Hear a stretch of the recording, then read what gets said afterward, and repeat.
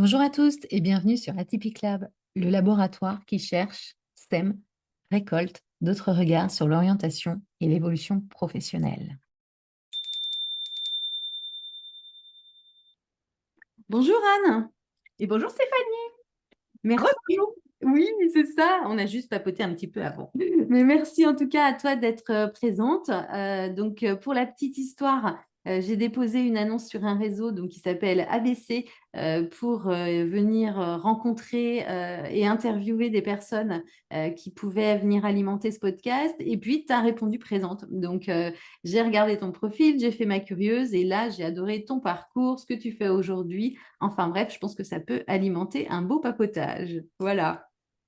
Eh bien, je suis ravie. Moi, j'adore, comme je te le disais juste avant, justement les conversations. Donc, je suis ravie aussi. C'est top. Alors, on va commencer par une phrase que je vais commencer et puis je vais te laisser la terminer, en tout cas la poursuivre. C'est je suis une humaine qui. Je suis une humaine qui me passionne pour l'humain, Me passionne pour l'humain. Super. Merci. que je trouve fascinant, autant dans sa beauté comme son côté désespérant. Ça me fascine dans tous les sens. Ok. Alors, est-ce que tu veux nous présenter peut-être un petit peu ton parcours pour qu'on puisse mieux voir par où tu es passé? Alors, on disait en off toutes les deux qu'on accompagne et qu'on a accompagné, parce que toi, tu as évolué aussi dans ton parcours, les évolutions professionnelles. Donc, je pense que ça peut être intéressant que je te parle sur l'angle évolution professionnelle, Vas-y. sachant que ça ne définit pas tout ce que je suis et tout mon parcours, mais ça peut être une entrée. Donc, moi, j'ai commencé ma vie professionnelle, on va dire avec les études, on va partir là-dessus. J'ai fait Cagne Hippocagne, donc j'ai toujours été passionnée par les mots, ce qu'ils disent derrière, qu'est-ce que ça dit, comment un mot dit quelque chose, mais finalement, selon les personnes, il ne dit pas la même chose, etc. Et puis, j'ai toujours été passionnée de diversité. Ça, c'est quand on relit son parcours qu'on arrive à mettre des mots, hein. Quand on y est, on ne se rend pas compte, mais j'ai toujours été passionnée de diversité, ce qui fait que j'ai eu du mal à choisir. Et c'est pour ça que j'ai pris les lettres, les classes prépa parce qu'on pouvait garder toutes les matières. Donc, je repoussais de 2 ans le choix de Ouais. me spécialiser. Donc, j'ai fait pendant 2 ans les lettres modernes, je me suis régalée. Et puis, je suis partie, évidemment, comme je n'avais toujours pas envie de choisir, je suis partie en géographie. Et moi, ce qui me passionne dans la géographie, c'est plutôt la géographie humaine. La diversité, on revient sur la diversité culturelle, tout ce que ça peut nous apprendre. Comme on dit, les voyages forment la jeunesse. Donc, je suis écolo, mais fondamentalement, je ne peux pas renoncer aux grands voyages parce que pour moi, c'est vital pour mieux connaître l'être humain, mieux se comprendre, mieux vivre ensemble. De voir comment personne n'a la science infuse et personne ne sait comment il faut vivre en fait. Et c'est en voyageant qu'on s'en rend compte. Donc voilà, la géographie humaine. Je suis partie à la Sorbonne, des années formidables. J'avais le sourire aux lèvres. Je me souviens, j'étais tellement heureuse d'être à Paris et de faire, d'être toute seule, de vivre toute seule dans mon petit appart que j'avais le sourire aux lèvres toute la journée. Et en fait, je me souviens d'une dame dans la rue qui m'arrête et qui me dit, mais vous êtes tellement souriante, mais racontez-moi. Je m'en souviens, elle m'avait arrêtée dans la rue, dans le 5e arrondissement, et je m'en souviendrai toujours, quoi. Et donc après, je suis partie en DESS connaissance et gestion des terroirs, qui était un DESS où en fait, je me souviens encore quand j'ai voulu le choisir, euh, on passe des oraux, vous savez, avant de choisir. Alors maintenant, c'est plus des DESS, maintenant c'est des masters. Enfin bon, voilà. Et il y avait 3 choix. Alors, à l'époque, il n'y avait pas Parcoursup. Et je me souviens, les profs me disent, mais vous avez coché qu'un choix, en fait. J'ai dit, mais non, mais parce qu'il n'y a que celui-là qui me plaît. Et ils m'avaient prise. Et ce qui me plaisait, c'était que dans ce DESS, j'avais vraiment envie de me faire plaisir. Donc, on était sur produits terroirs. C'était sur 3 universités. Donc, Franche-Comté, Aix-en-Provence et Suze-la-Rousse, Université du Vin. Donc, en fait, pendant un an, je me suis éclatée. Et j'ai rencontré mon mari. Voilà. Donc, bon, à l'époque, je ne savais pas que ça donnerait 21 ans plus tard, mais bon, voilà. Et puis après, mon premier job, j'ai été embauchée au port de Marseille pour être responsable biodiversité et espace naturel. Pendant quelques années, j'ai mal vécu le fait que j'étais pas spécialisée parce qu'en fait, souvent les gens qui s'occupent de la nature, c'est soit des ornithos, soit des botanistes, soit des herpétologues, et les directeurs de structures, que ce soit parc naturel ou toutes ces structures-là, sont souvent à la base des scientifiques spécialistes. Et moi, j'étais généraliste, la géographe, toujours pareil, qui s'intéresse, qui est capable de s'intéresser à plein de choses, mais qui n'a pas d'axe expert. Et donc, je l'ai mal vécu pendant un moment parce que je me trouvais pas, je me disais, ben non, t'es pas au bon endroit, t'es pas légitime. Maintenant, on appelle ça le syndrome de l'imposteur, là. Je trouve Oui. que ça fait vendre beaucoup de coaching et que c'est un peu bullshit, mais on pourra en reparler. Et donc, à l'époque, je me disais, voilà. Et puis, j'ai compris qu'en fait, j'étais pile au bon endroit parce que j'étais justement le chef d'orchestre qui avait la capacité de comprendre toutes ces spécialités et les faire travailler ensemble. Et de prendre des décisions. Par exemple, quand tu décides de gérer un étang et les niveaux d'eau, selon les niveaux d'eau que tu choisis dans la roselière, tu favorises telle espèce de héron au lieu de tel autre. Donc, c'est des choix de gestion que tu prends en comprenant les différents paramètres, à la fois la botanique, à la fois tout ça. Et être capable de comprendre ce que me disaient les experts pour dire, OK, quel est le choix qu'on va faire stratégique. Donc déjà, à l'époque, je faisais de la stratégie et en fait, j'adore ça. Et je suis partie en 2015. Alors, Virgile, mon mari, voulait aller à la pêche. Donc, c'était l'idée, on voulait profiter de la vie. Lui, il travaillait chez Vinci. Et en fait, on avait tout ce qu'il fallait. En gros, on avait atteint la maison, le crédit, on avait un enfant marié, bon. Et pour moi, c'était délétère, quoi. C'était, ça y est, c'est toute ma vie, en fait. Je vais avoir 5 semaines de congé par an, mais toute ma vie est écrite. Et ça, c'était pour moi plus flippant qu'autre chose. Donc, Et puis, au port de Marseille, on m'avait placardisé après le congé maternité. Moi, j'ai toujours eu grande gueule. Je suis assez franche du collier. Et j'avais aussi quand même des choses à nettoyer en termes de, de psycho. Donc, j'étais un peu trop rentre-dedans avec un ego mal placé. Donc, je me suis fait placardiser en revenant de congé mat. Et je pense que j'en aurais pas autant chié humainement. C'est-à-dire que certains collègues, il y avait une collègue qui m'avait un peu savonné la planche pendant que je n'étais pas là, ma remplaçante, pour ne pas la nommer. Et mes collègues ne me parlaient plus. Mais les gars avec qui je travaillais, parce qu'on m'avait affecté sur la fin de mon activité là-bas, des gardes qui avaient été reconvertis, puisqu'on avait privatisé une partie des activités du port. Et donc, eux, avant, étaient électriciens sur les quais. Et on leur avait proposé, en fait, quand il y a eu restructuration, soit vous partez dans le privé, soit vous restez agent du port de Marseille, mais vous changez de métier. Et donc, moi, on m'avait affecté 4 gars comme ça. Et ça s'était très bien passé au début, parce que je les avais beaucoup impliqués. Moi, je suis du genre à beaucoup donner d'autonomie aux gens. Sauf qu'après, quand je suis partie en congé mat, il s'est passé ce qui s'est passé. Et je suis revenue, ils ne me parlaient plus. J'en ai pleuré dans le bureau. Ça a été très violent, très dur, parce que c'est là que j'ai compris que moi, ce qui me meut, c'est la relation humaine. C'est vraiment rencontrer l'autre, créer quelque chose avec la personne. Et je pense que si j'en avais pas chié autant, j'y serais peut-être encore. Et il y avait aussi en toile de fond le fait que sur l'écologie, moi, je trouvais qu'on n'allait pas assez loin.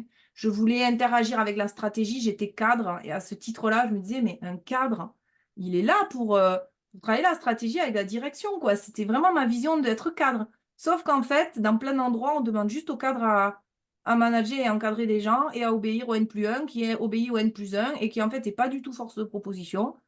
Et donc, on me demandait juste d'obéir et moi, ça m'allait pas avec ma grande gueule. Donc un jour, on m'a dit d'ailleurs que je ne respectais pas ma hiérarchie.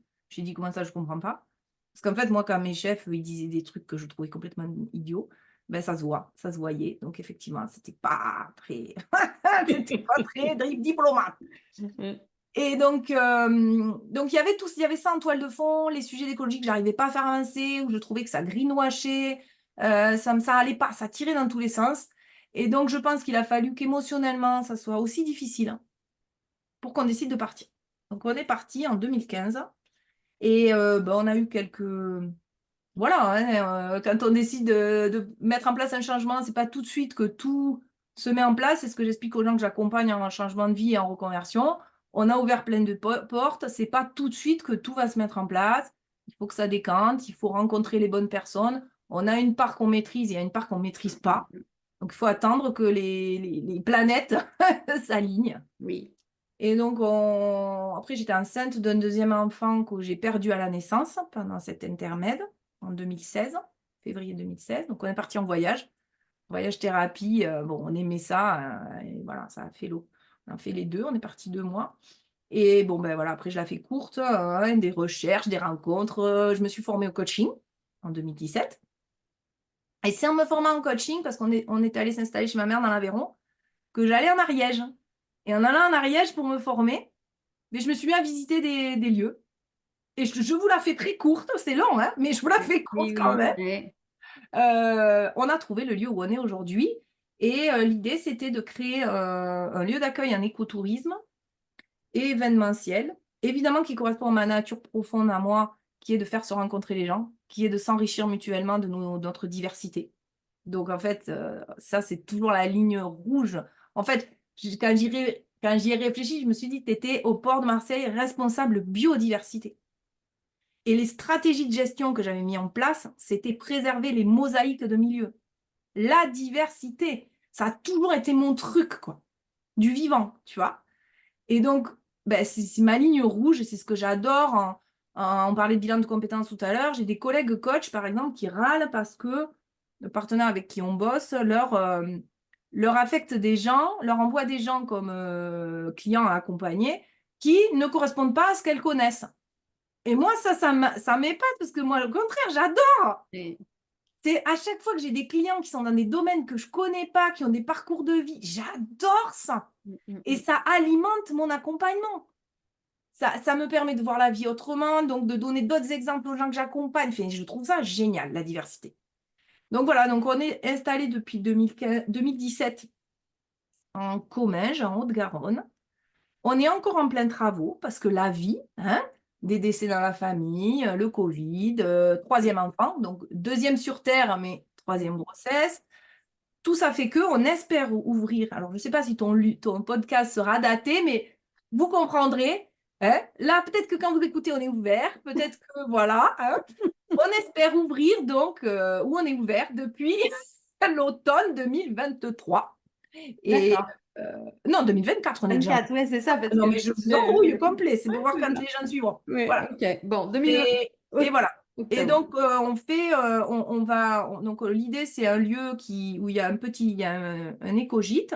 L'idée, c'est d'ouvrir sur une quinzaine de personnes un hébergement, pas quelque chose de trop gros, pour garder ce côté rencontre humaine.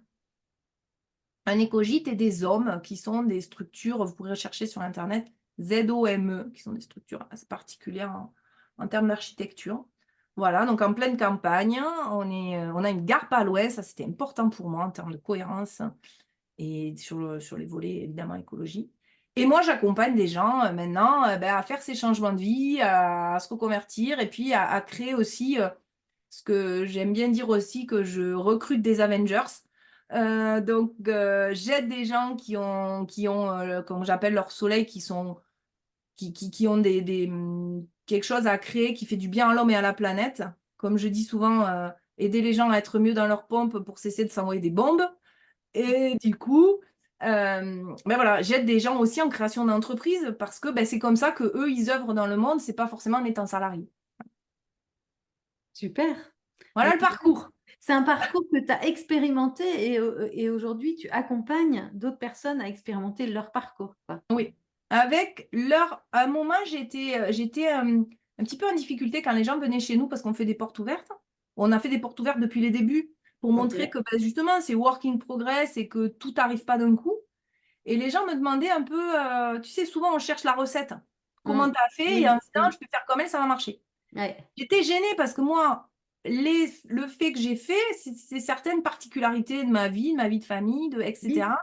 Et donc je me disais, mais ils n'ont pas les mêmes paramètres que moi, donc j'étais emmerdée. Et en fait, je me suis dit, mais non, en fait, en plus, toi, tu es doué à sentir ce à quoi les gens sont doués. Donc, tu vas les aider à trouver leurs paramètres à eux, leurs forces, les cartes qu'ils ont dans leur jeu et organiser le jeu pour aller vers là où ils veulent aller. Voilà. Et au Donc, tout début de notre échange, tu as évoqué le fait d'avoir des difficultés à choisir. mm. Et ça, c'était présent, on va dire, dans ton début de parcours. Est-ce qu'aujourd'hui, ça a évolué? Alors, je ne sais plus à quel moment j'ai parlé de la difficulté à choisir. Je crois que c'était dans le choix de tes études au tout début. Ah oui, voilà. C'est Oui. parce qu'en fait, j'ai toujours aimé, je suis passionnée de la vie en général et j'aime plein de choses. Donc, c'est ce qu'on met aujourd'hui dans des cases multipotentielles, tout ça, hein. Euh, c'est des mots que j'utilise avec parcimonie, que j'essaye plutôt de parler de neurodiversité plutôt que, voilà, parce que de un, on n'en est qu'au début de la connaissance du fonctionnement de l'être humain, chose que je trouve fascinant, et du coup, que je ne veux pas enfermer parce que justement, c'est mouvant la vie. Mm. Donc, c'est des mots que j'utilise avec parcimonie, mais en tout cas, moi, je fais partie de ces personnes qui sont intéressées à plein de choses. Et souvent, quand j'ai des gens en bilan de compétences qui arrivent en me disant, j'arrive pas à choisir, j'aime trop de choses, je dis, tout va bien, c'est normal. Tu es juste vivant, en fait. Tu es juste un Mm. être vivant. Et souvent, je dis, bon, ben, ciao, le bilan est fini. Parce que ça résout tout de se dire, mais non, en fait, j'ai pas un problème. Ouais. J'aime plein de choses. La question est qu'on n'a que 24 heures dans une journée. Donc, comment on s'organise pour se dire, ben, en ce moment, j'ai envie de privilégier quoi? Et là, je donnais l'exemple d'une amie qui est masseuse qui s'est installée dans le coin. En ce moment, je donne beaucoup d'exemples dans mes accompagnements de gens que j'ai accompagnés ou que je connais, que j'ai rencontrés. Mais elle a une vie où elle a fait plein de choses. Elle a été sportive de haut niveau sur les sommets, à grimper les sommets. Elle a ouvert le premier magasin Patagonia en France en 1988. Et à l'époque, l'idée, c'était de l'ouvrir à deux. Apparemment, le système français ne voulait pas. Et Yvon Chouinard, le patron de Patagonia, avait tapé les poings sur la table auprès des autorités françaises en disant je veux que Laurence aille grimper. Et donc, Yvon Chouinard a sorti un livre qui s'appelle Let My People Go Surfing, pour bien dire que il n'y a pas qu'une activité, il y a plein d'activités dans la vie. Et que si la vague, elle est là, ben, ils vont la surfer. Et puis c'est tout. Et après, ils reviennent faire ce qu'ils ont à faire. Et après, elle a mis du temps à trouver le yoga qui lui correspondait. Elle a été prof de yoga pendant un moment, mais en ce moment, pour des raisons familiales, elle donne plus de cours. Mais c'est OK. Mm. Elle s'est mise à la cuisine professionnelle dans le sens où elle vend des prestats en cuisine dans des stages. Mais elle me dit, j'ai toujours cuisiné dans ma vie, mais ça fait 2 ans qu'elle en fait une activité, on va dire, vente commerciale, tu vois. Oui, oui. Elle est aussi... et là, elle fait le yoga, par exemple, prof de yoga, elle a mis un stand-by. Et elle fait aussi de la céramique. Mais Mm. quand elle était à Chamonix et qu'elle grimpait, elle ne faisait pas la céramique. Non, c'est ça, Donc, oui. on peut être intéressé à plein de choses. Le truc, c'est de se dire, la vie est longue, en tout cas, je nous l'espère. Je vais pouvoir faire les choses à un moment, quoi. Donc, la problématique du choix, du coup, moi, je la transforme en c'est quoi ma stratégie? C'est quoi que j'ai envie de vivre là pour l'instant et qui est important pour moi? Et souvent, on essaye de faire rentrer, alors vous ne voyez pas mes mains sur à l'oral, mais on essaye souvent de faire rentrer un nombre de tâches et d'envies infinies dans un temps qui est fini. Du coup, on est constamment frustré. On se dit, je ne sais pas choisir, je suis débordée, je m'en sortirai jamais. En fait, il faut prendre les choses dans l'autre sens. C'est, j'ai un temps fini qui est précieux.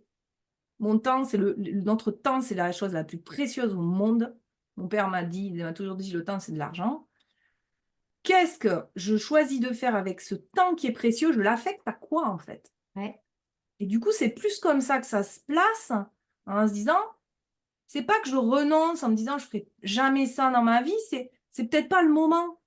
Et c'est pas grave, peut-être je le ferai jamais, mais en tout cas, là où c'est plus facile, c'est de se dire, c'est pas pour l'instant. Et peut-être aussi des fois, ces choix, au lieu de dire je les efface, c'est je les mets au compost. J'aime bien cette image en se disant, c'est pas jeter le compost, ça nourrit d'autres choses. Et des fois, tu te retrouves avec un pied de tomate qui sort du compost, tu vois.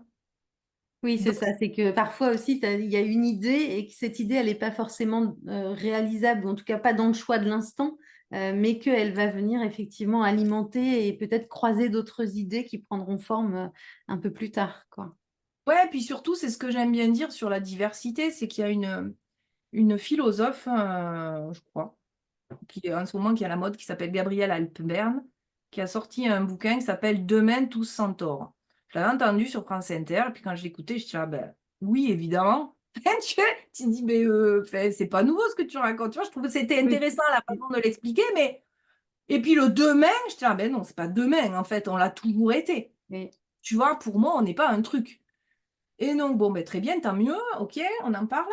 Et puis au mois de mars l'année dernière, je vais en Bourgogne faire un tournage de ma nouvelle playlist qui s'appelle Entrepreneur en campagne, qui n'est pas encore en ligne, qui est peut-être en ligne à l'écoute, Ouais. mais on verra. Et le gars, je l'interviewe et il me dit, mais tu sais, Anne, au début du siècle, on ne s'appelait pas vigneron. On faisait du vin. On avait des moutons. On faisait ceci, cela. On n'avait pas un truc, une casquette. Et lui, en plus, il est philosophe, il a fait des études de philo, après il a fait des meubles, enfin, tu vois. Et, ça me questionne beaucoup, ce truc de spécialisation.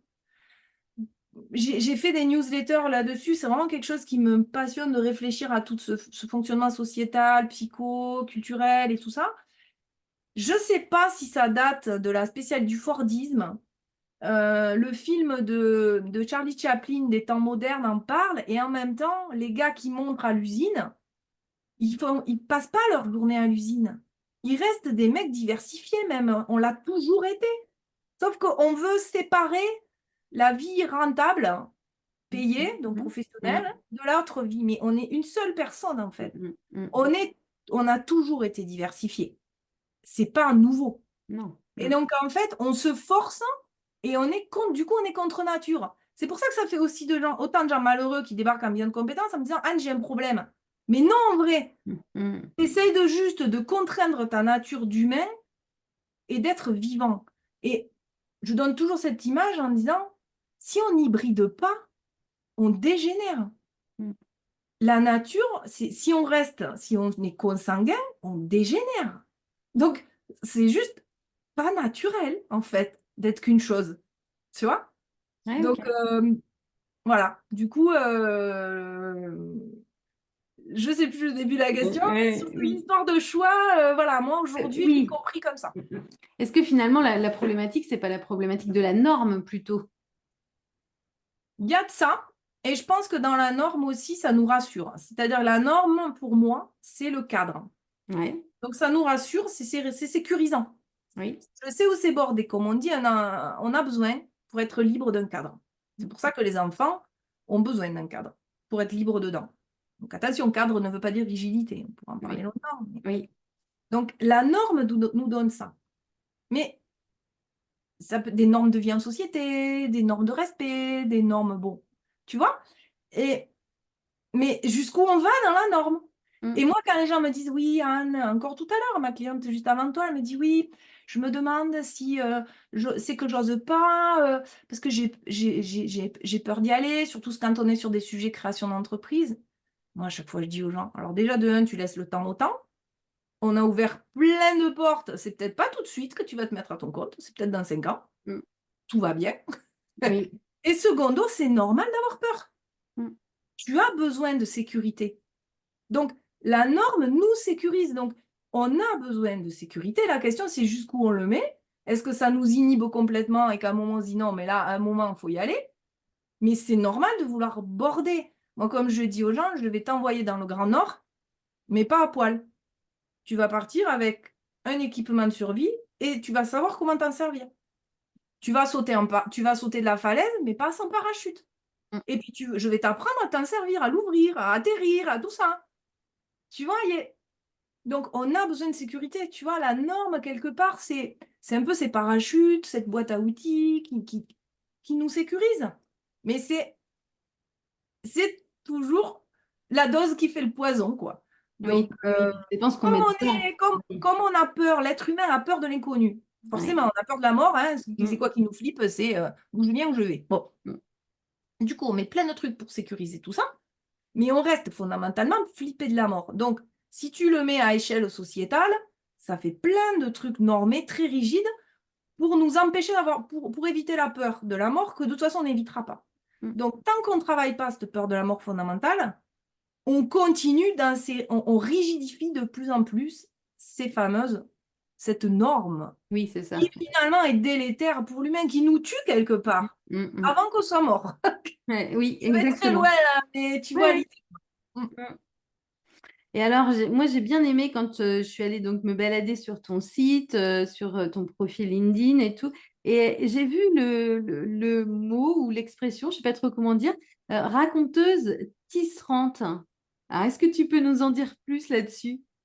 Alors, raconteuse, en fait, donc je fais partie d'un réseau de tiers-lieux, puisque Ouais. j'adore connecter les humains, d'où le tisserand. Parce que Ok. dès que je rencontre des gens, moi, je te rencontre, je me dis, ah, mais t'as vu, en off, je t'ai dit, faut que tu interviewes Oui. mon amie Alice Cara. Donc, tu vois, donc j'en profite pour dire son nom, comme ça vous pourrez écouter. Ouais. Et donc, moi, les gens géniaux, les gens qui font du bien dans le monde, pour moi, il faut qu'ils soient plus vus, plus connus pour qu'ils fassent plus de bien dans le monde. C'est vital, c'est ma nature, je ne sais pas faire autrement. Donc, je crois fondamentalement qu'ensemble, on va plus vite et plus loin. Quand on me dit, mais non, Anne, tout seul, on va plus vite, je dis non. C'est parce que tu n'as pas choisi les bonnes personnes. Donc, ensemble, on va plus vite et plus loin. On se met tous ensemble. Comme je disais au début, je recrute des Avengers. Moi, j'ai besoin de tout le monde pour que, enfin, on arrête de se foutre sur la gueule. En ce moment, je suis un peu dans une passe un peu désespérée du genre humain. Mais je me dis, si je m'arrête, bon, de toute façon, je vais tomber dans un trou. Je ne servirai plus à rien. Donc, je continue. Go on. Show must go on. Donc, on fait tous ensemble, des gens de bien qui faisons du bien, on se met ensemble. Et donc, moi, pour qu'on fasse tous le plus de bien possible, c'est en se mettant en lien. Toi, plus toi, boum. Tu vois? C'est ce côté-là qui se rend. Et raconteuse, c'est dans le cadre de mon réseau tiers-lieu, en fait, j'ai rencontré, il y avait proposé un stage de conte. Et moi qui aime bien toujours aller plus loin, approfondir, comprendre mieux, les contes, dans mon idée, c'était des trucs pour enfants, tu vois. Alors que quand tu réfléchis 2 minutes, tu te doutes que pas du tout. Parce qu'en plus, moi, ce qui me passionne, c'est les morales. La philo, évidemment, qu'il y a dedans, la psycho, évidemment. Et donc, je m'inscris à ce stage de conte. Et là, je découvre que je suis une conteuse par nature.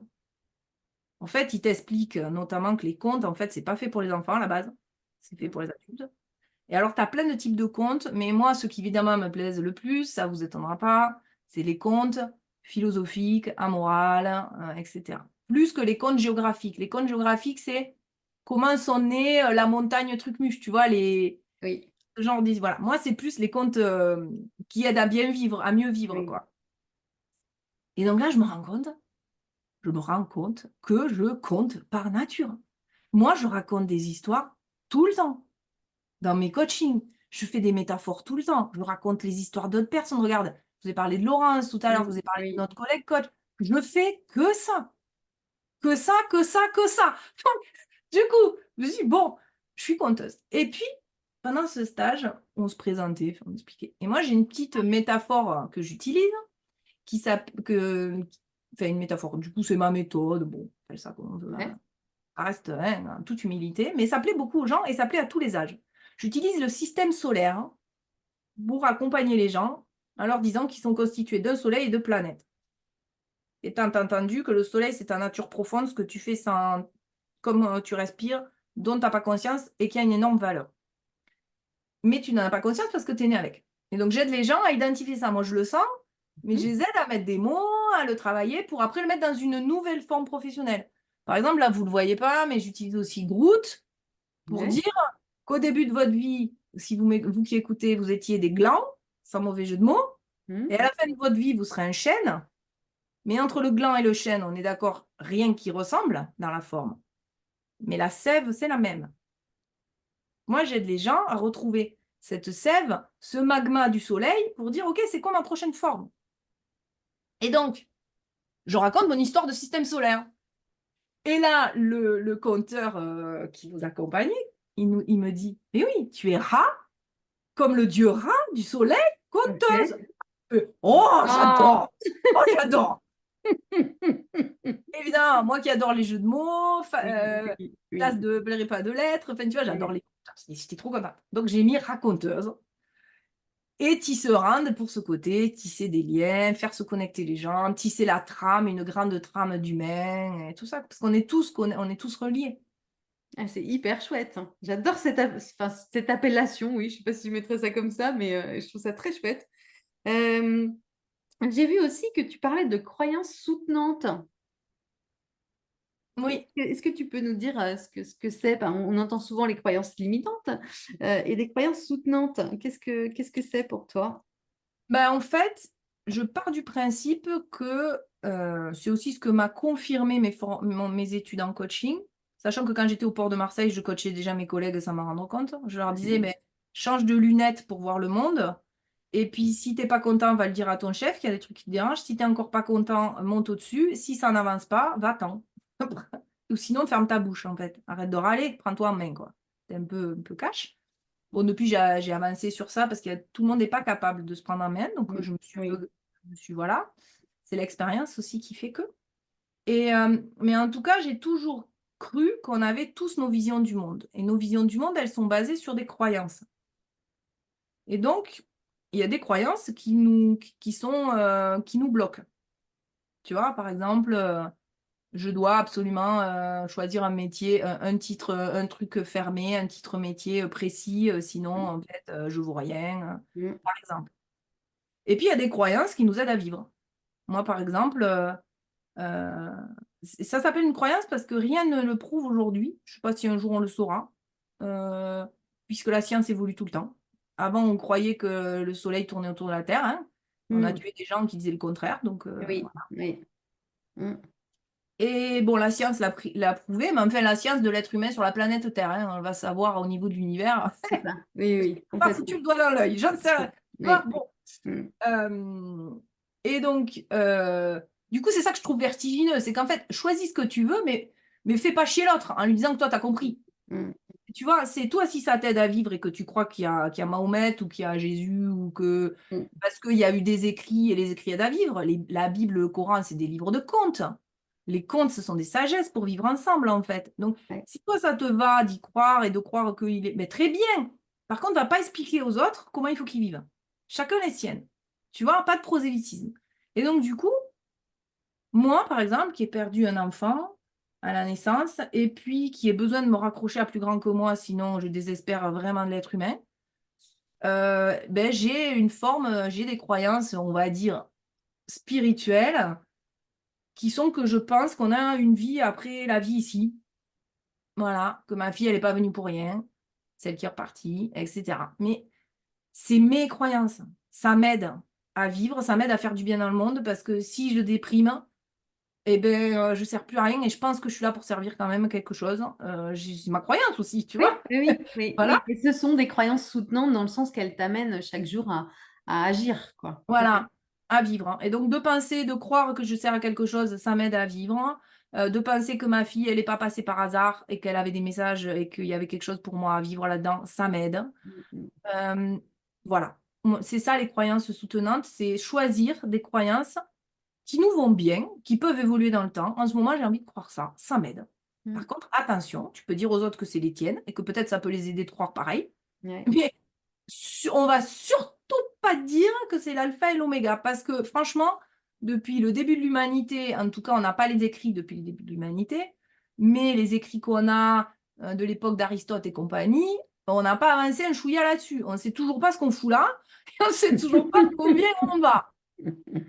Donc, s'il y en avait qui savaient, ça se saurait. Voilà. Donc, c'est ça Ok. les croyances. Mm. Et tout à l'heure, tu as parlé de lignes rouges aussi dans un parcours. Est-ce que tu peux nous en dire plus? Ah oui, c'est cette sève. Tu sais, c'est ce truc qui est là, et rouge. Si on imagine que le soleil fait du rouge, Ouais. parce qu'a priori, d'après ce qu'on sait voir, on dit que c'est rouge, mais est-ce que c'est vraiment rouge? On va savoir, hein, on ne sait pas. D'ailleurs, hier, ils en parlaient sur France Inter sur les images cosmiques, tu sais, du cosmos. Et la journaliste disait, mais est-ce que vous les colorez ou... Parce que pas quelle couleur, en fait, on sait pas trop, tu vois. Mm, Et puis c'est nous, nos yeux d'humains en plus, parce que tu prends le chat, il voit pas pareil. mm, Tu vois, moi, j'adore, ça me passionne tout ça. Parce que ce qui me passionne, c'est que c'est à la fois flippant de se dire en fait rien n'est vrai et on est sûr de rien, et en même temps c'est ce qui donne toute cette saveur. Tu vois, l'image il y a une image de Winnie et de Bourriquet qui circule un peu des fois sur la toile, où il y a Bourriquet et Winnie assis à côté et qui disent la vie n'a pas de sens et qu'est-ce qui nous empêche d'en inventer un en fait. Donc Ouais. on revient un peu aux croyances, tu vois. Et donc cette ligne rouge, c'est du coup cette sève, voilà, j'étais partie, tu vois, j'étais encore partie sur mon histoire au soleil. C'est cette sève qui coule et qui est toujours la même en fait. Moi, je me rends compte que je reste depuis le début passionnée par qu'est-ce que je fous là, comment je peux aider et la diversité, cette passion que j'ai de la diversité, parce que ça m'enrichit et que ça me permet de mieux aider, je pense, voilà. De savoir aussi ce que je fous là, peut-être, de donner une raison de vivre. C'est cette ligne rouge que finalement on se rend compte qu'il y a toujours, on revient en gros toujours aux mêmes choses. On Mm. l'habille autrement, tu sais, souvent aussi je donne cette image de squelette en disant on a tous une colonne vertébrale Mm. et clairement on n'a pas la même chair autour. Et toi, tu t'habilles même pas tous les jours pareil. Ouais. En fait, c'est toujours toi, mais t'es pas tous les jours habillé pareil. C'est un peu ça la ligne, cette colonne vertébrale qu'on a chacun, quoi, qui est propre à chacun et qu'on habille différemment. Ouais. Ok, et toujours en parcourant ton site, j'ai vu aussi, alors je ne sais pas si je le prononce bien, mais que tu as créé Inspire the Change. Je ne sais Si, pas si je le dis bien en fait. Je me suis posé si, la si, question. si. Moi, je l'ai derrière moi, mais après, vous le Ah, voyez. alors, oui, ouais. Ah, ça y est, ouais, voilà, moi je le vois, hein, parce que Ouais. Anne, derrière elle, elle a un ensemble de livres, d'images, et c'est très chouette en fait, très très chouette, hein, son Oui, dessin. ben, comme je disais, je raconte des histoires, donc j'aime bien raconter avec des petits personnages. Ouais, c'est ça, ben, je les vois, ces personnages, donc ouais, c'est chouette. On a Wonder Woman, on a la troll Ok, du dessin animé des ouais, trolls, Poppy. On a Yoda. J'ai un caca arc-en-ciel aussi que mon amie Alice Cara m'a donné d'ailleurs. C'est pour dire qu'on peut ok, transformer le caca en arc-en-ciel en lui mettant même une couronne sur la tête. Ça dépend ce d'accord, qu'on fait des expériences de la vie en fait. Tu vois, ouais, c'est complètement, toujours pareil. C'est qu'est-ce que je fais de ce qui m'arrive en fait. Voilà. Je ouais. décide de donner quelle signification parce que ça va m'aider. Et donc, sur cette histoire d'Inspire the Change, en fait, c'est parce que je me suis rendu compte, encore une fois, on revient à la base de qui on est, la respiration, et inspirer, c'est aller en nous. Tu vois, moi, je fais faire des allers-retours aux gens. Je me suis rendu compte qu'il y a beaucoup de coachs. Moi, je peux m'appeler aussi coach business si on met des étiquettes, hein, parce qu'à un moment, il faut en mettre des étiquettes pour qu'on te comprenne. Oui, c'est ça, pour échanger avec l'autre, quoi, pour rentrer A en priori, communication. Oui, en France, au 21e siècle, en 2024, dans telle catégorie de milieu, si je mets ces titres-là, ça va leur c'est parler. ça, c'est Et ça. je vais pouvoir travailler avec les gens avec qui j'ai envie de travailler parce qu'on parle la même Voilà, chose. Mais par exemple, si tu mets d'ailleurs, c'est hyper intéressant, selon les langues, ça ne veut pas du tout dire la même chose. oui. Selon les endroits non plus. Et par exemple, il n'y a pas longtemps encore sur France Inter, il parlait du chocolat et il parlait du business du chocolat. Il disait le mot business en français est connoté négatif. Hmm. Un peu too much capitaliste, un peu Oui, profit. Alors qu'aux États-Unis, business, ça veut juste dire commerce. oui, c'est ça. Hmm, Voilà. hmm. Donc, C'est mes culturel collègues, aussi, oui. entre autres, peuvent s'appeler coach business. Bon, on pourrait m'appeler comme ça. Et donc, en fait, sauf que je me suis rendu compte, et ça, c'est en cheminant, en regardant comment les autres fonctionnent, justement, cette diversité que tu dis, ah tiens, j'avais pas vu que moi, par nature, je fonctionne pas pareil, en fait, avec le même titre. Oui, Et donc, mes collègues coach business, souvent, attirent avec faire de l'argent, avoir plus de clients, et ne se préoccupent que du développement de l'activité, de l'entreprise, de la personne qui est là. oui. Sauf qu'ils ont en face à quelqu'un. Et ils ne prennent quasiment jamais en compte la dimension psychologique du chef d'entreprise. Quelqu'un que je pense que vous connaissez, que toi en tout cas tu connais, je pense, Alexandre Dana, Mhm. a sorti un livre il y a quelques temps qui s'appelle Être entrepreneur et surtout être heureux. Quand il l'a sorti, moi je l'ai crowdfundé parce que je trouvais que c'était bien pareil que ce genre de bonnes paroles soient dites, mais pour moi, c'était pas un scoop. J'ai dit, mais Alexandre, tu l'avais pas compris. En fait, pour moi, c'est juste évident. Si tu fais pas Mhm. gaffe à la santé mentale, à Mhm. ta santé mentale, ton entreprise va se péter la gueule. Si tu travailles pas tes traumas et ta course au toujours plus, tu vas flinguer la planète en surdéveloppant ton entreprise sans te poser bonne question, on va dans le mur. Donc pour moi, m'occuper de la psychologie des chefs d'entreprise, c'est ça qui sauve la planète. Tu vois? Et donc, qu'est-ce que ça veut dire? Ça veut dire inspirer, inspire, et après expirer dans le monde. The change. Inspirer le changement. Alors, tu joues avec tous les mots, inspiration, inspirer en soi, etc. D'où le mot que j'ai mis pour me caractériser, inspiratrice, parce que moi, je suis très pragmatique et concrète. J'adore aller partir dans les réflexions philosophiques. Je pense que tu t'en es rendu compte et vous aussi Oui. écoutez. J'adore ça, mais à un moment, j'ai besoin que le monde il aille mieux et être pragmatique et que les gens, moi que j'accompagne, je leur dis t'inquiète, tu vas repartir avec un plan d'action. Parce que moi, mon but, c'est pas que tu restes dans ta tête, parce que moi, j'ai besoin de toi dans l'armée. J'ai besoin Oui, que oui, sur c'est ça. Terre, Dans la matière, là. Oui. voilà, tu œuvres. Donc, Mm. inspire actrice, mais tu vois, avec ce côté inspiration. J'aime bien voilà, faire ma yoda à mes heures avec mes copines. Et puis en coaching aussi, délivrer des paroles, entre guillemets, de sagesse qui vont aider la personne à nourrir cette intériorité pour ensuite pouvoir passer à l'action avec des bases saines, des croyances justement qu'elle aura choisies, elle sait pourquoi, etc. Donc c'est inspire, aller à l'intérieur pour ensuite souffler à l'extérieur, donc créer dans le monde, dans de la matière, avec d'autres. Donc, voilà. Et The Change, évidemment, pour le changement, tout ça. Et alors, comment est-ce que cette idée, enfin, ou ce concept que tu as, comment est-ce que tu l'insuffles dans ton activité pro? Tu proposes des prestations autour de ça? Comment c'est? Oui, alors je fais des accompagnements qui ont toujours le même tronc commun, c'est-à-dire vraiment, je vais percevoir qui est la personne, on va travailler en introspection à qui elle est dedans, et après, il va se dérouler soit de l'accompagnement à la reconversion vers du salariat, soit de l'accompagnement à la création d'entreprise, soit de l'accompagnement au développement de l'entreprise, c'est-à-dire j'ai une entreprise, mais elle tourne pas, je me suis perdue, je sais plus ce que je fous là, je suis en burn-out ou bon, je n'arrive pas à vendre.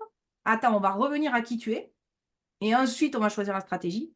Donc il y a toujours inspire, voilà, je travaille la personne et après on travaille la stratégie. Donc reconversion, création ou développement d'entreprise. Donc c'est par des parcours de, en général, 6 séances. C'est 6 séances parce que moins de séances, on n'avance pas. Tu vois, je ne suis pas une thérapeute. Une thérapeute, même la thérapie, il faut faire plusieurs séances, mais tu peux dire j'en fais une, puis je reviens dans 3 mois. Mais un accompagnement concret en création d'entreprise ou en reconversion, il faut un nombre de séances minimum. Ce que j'ai identifié, c'est 6 de base. Donc, c'est des parcours de 6 séances avec des exercices interséances que les gens font pour maturer. Et pour que quand ils me voient, ben, en fait, on aille plus loin, que moi, je serve à creuser et qu'ils aient déjà retourné ce que je dis, c'est vous allez retourner votre terre. Moi, Ouais. je vais vous aider, je vais vous montrer, puis vous allez continuer à retourner. Et puis après, on l'arrose ensemble et tout ça. Et après, on ne tire pas sur une carotte pour la faire pousser. Donc après, on laisse aussi la carotte faire sa vie. On l'oublie un peu. J'adore cette idée de notion de temps. Donc là que tu exprimes avec la carotte, mais dans les projets, c'est tellement important. Des fois, quand justement en bilan de compétences, souvent les personnes arrivent en pensant que le changement, il est tout de suite maintenant. Là, je commence un bilan, je le termine et ça y est, ça va être le changement de ma vie qui va s'opérer. Mais en fait, c'est à peine comme ça, quoi. C'est ça, c'est tu as semé la graine, tu as retourné le C'est bilan. ça. Le bilan et l'accompagnement, mais surtout les bilans, on retourne à Oui, la terre. oui, oui, On oui. regarde tout ce qu'il y a dedans, ok, et Mm. ensuite on sème et après on attend, on laisse Oui, pousser. Mm. oui, Et après, sur la création et le développement d'entreprise, voilà, on va quand même retourner un petit peu aussi pour revenir oui, aux bien sûr. fondamentaux. Attends, en fait, t'as plein de trucs dans ton jardin qui poussent. Oui, Est-ce que c'est vraiment tout ça que tu veux? On trie, mais celle-là, peut-être tu la planteras plus tard, c'est peut-être pas la bonne saison. Et puis, c'est à qui que tu as envie de vendre tes légumes, en fait. Donc, on Mm. repart sur le client qu'on appelle client idéal, persona et tout ça. Moi, Oui, j'adore faire travailler ça, mais je le fais travailler en fonction de la personnalité du chef d'entreprise. oui, Vraiment, quoi. Même si on est sur un produit physique, il y a toujours le chef d'entreprise, il y a son âme dans le produit. Toujours, bien toujours. sûr. Et d'ailleurs, je donne souvent cette image.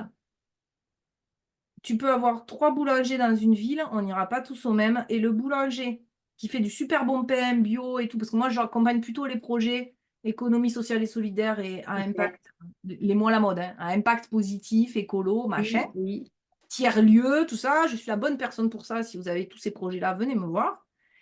Et je dis souvent, t'as beau avoir un boulanger qui fait du pain super bio, super truc, super machin, s'il n'est pas sympa, Mm, tu n'iras pas. mm.